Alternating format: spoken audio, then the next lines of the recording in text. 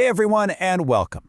Today we're going to dive into the most important piece of software you use every single day, and it's one you probably never even think about.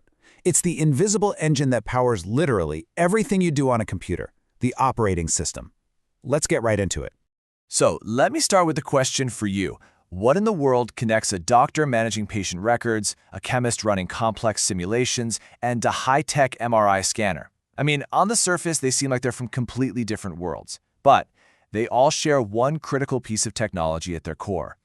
And yeah, you probably guessed it, the answer is the operating system. It's the invisible foundation of your entire digital world. It's the bedrock that every single professional tool you use is built on. So let's start by figuring out what it actually is. Okay, so what is an OS, really? Well, you can think of it as the computer's master program. It's the very first thing to load up when you hit the power button, and its number one job is to be a bridge, a translator really, connecting you and all your apps to the actual physical hardware inside the machine. This diagram here just shows it perfectly. See, you're up at the top using an application. Way down at the bottom, you've got the hardware, the brain, the memory, all that stuff. And the operating system, it's that crucial layer sitting right in the middle, basically translating everything you do into a language the hardware can finally understand. Now, to really get what's going on, we need to look at its two main parts. Think of it like peeling back the layers of an onion. We're going to start with the two most important components, the kernel and the shell. And I love this visual because it's the perfect analogy. Just think of a nut.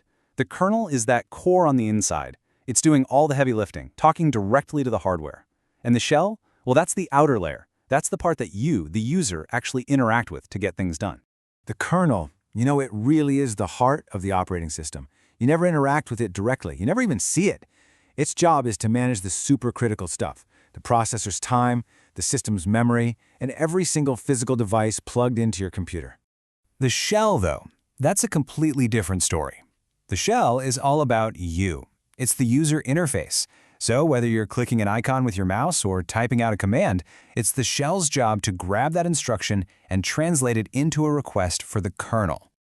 So let's just break that down one more time.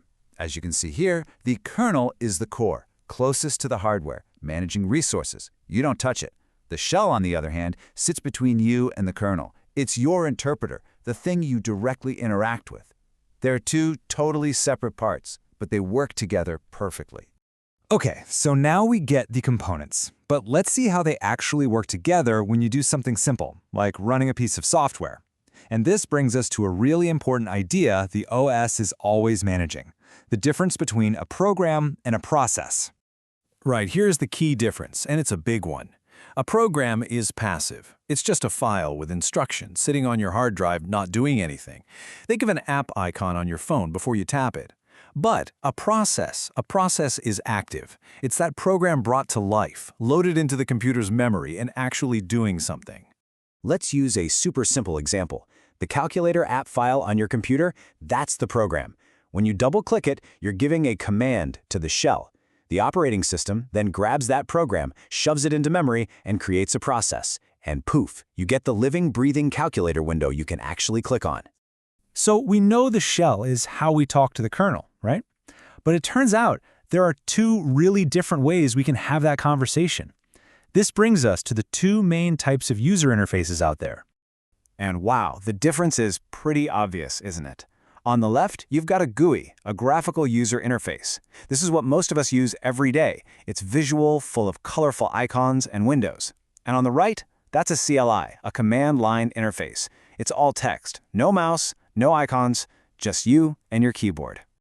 Now, each one has its place. A GUI is super intuitive, easy to learn, perfect for a doctor who needs to quickly pull up a patient's chart.